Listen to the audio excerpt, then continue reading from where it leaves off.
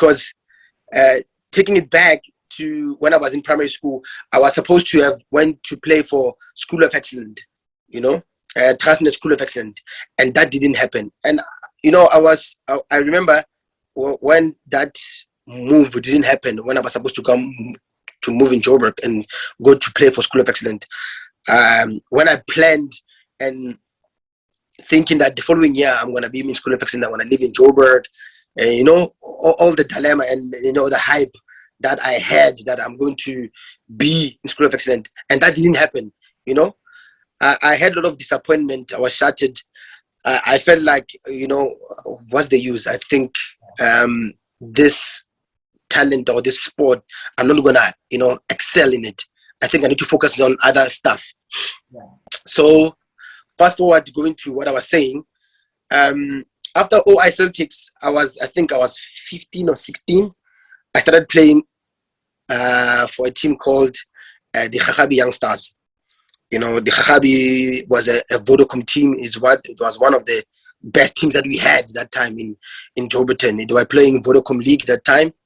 That time I'm 16, I'm playing with guys who are 25, 26, 27, And I felt that everything went so well for me in that team. But, Kasi football, sometimes you become talented and famous in this small space that, people from Kosh know you, Klerksdorp, Okni, Stofantine, and HTBS. Only those people know you. But you ask yourself, will your career go to the next stage, to the next level? So I had to ask myself a lot of questions that, will my career go to the next level? And that time, you're 16, you're doing grade 10 or grade 11. You're stressed that what you're going to do after football, after matric, And I remember when I was in grade 11, one of the school teachers asked me, we had a conversation with one of my school teachers. He said, Dino, after football, what you going to do? After matric, what you going to do? I said, honestly speaking, sir, I'm not sure what I'm going to do. But I believe if it's not football, which I'm a bit skeptical at the moment because everything is not going as I planned, I think I'm going to be a miner, because my dad was an electrical engineer and was working in the mines. So I said, if this doesn't work, then I have to go work somewhere in the mines. And, funny part, I was not one of the brilliant students, academically. So, also, I was not, dumb, I was not dumb. I was not, an A student.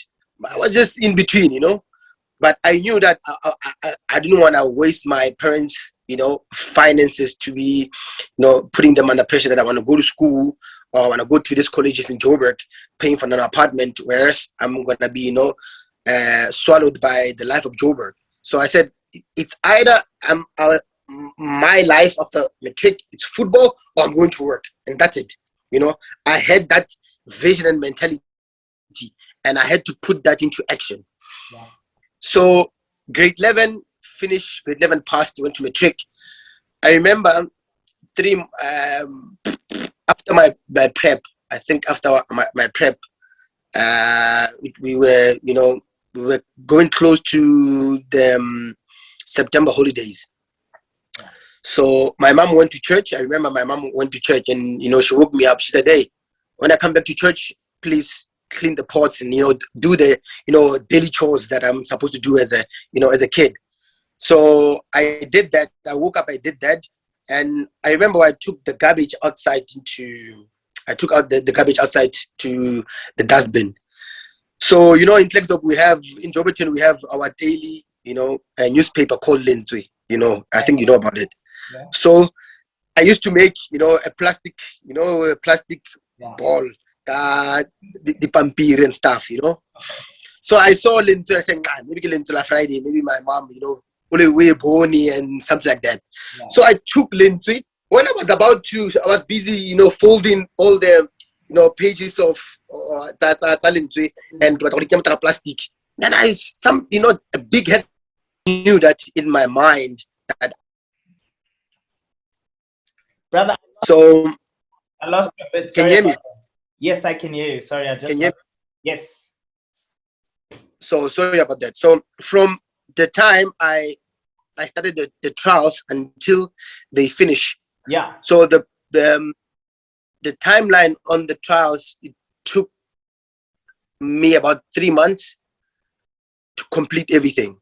Yeah. And eventually the following year in 2009, January, on the 10th of January, we were chosen to be part of the 18 squad that's gonna be training for a week, for 5 days in Moderfontein in Johannesburg, to, you know, because already Platinum Stars had already a setup. They had few players that they were part of their database. Yeah.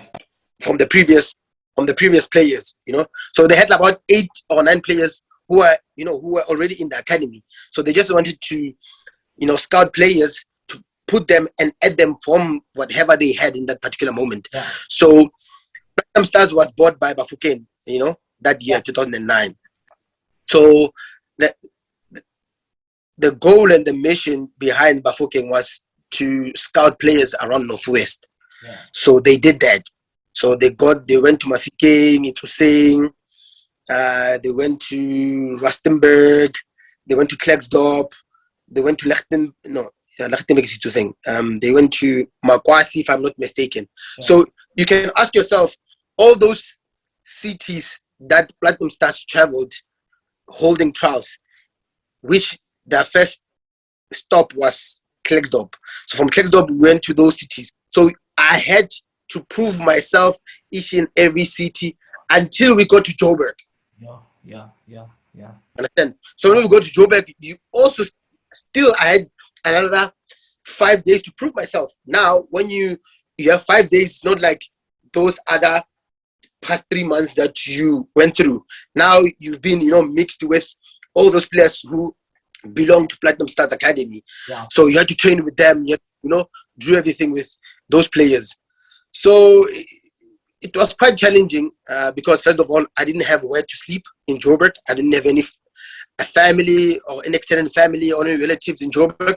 So I had to travel back and forth to go to training in the afternoons, to train them, to use in the afternoons to train there, and to come back to Klerksdorp. So it was, you know, straining for me. And that time my mother was not working. And, you know, my mom and my dad was no longer together. So my dad was living somewhere else, but around Joburton. So I didn't want to ask or strain my mom to say, hey, please give me 250 rands. You know, I want to use local transport to go to Joburg. So I had my other means to, you know, hustle to get this money. But I remember the last day, a day before the last day actually, I think the last day was on a Saturday. A Friday before the Saturday, I couldn't come back home because I only hustled transport fare to go to Joburg, but I didn't have the money to come back to Joburton. Yeah. Understand? So I had to hustle to get a place to sleep, bro. Mm-hmm. So that day is one of the scariest. I think it's one of my highlights of my life. It was one of the best or turning points of my career. So I remember I slept in a train station. It was one of the scariest things that I've ever encountered. But, you know, when, you know, God says do something, you don't need to question, you know.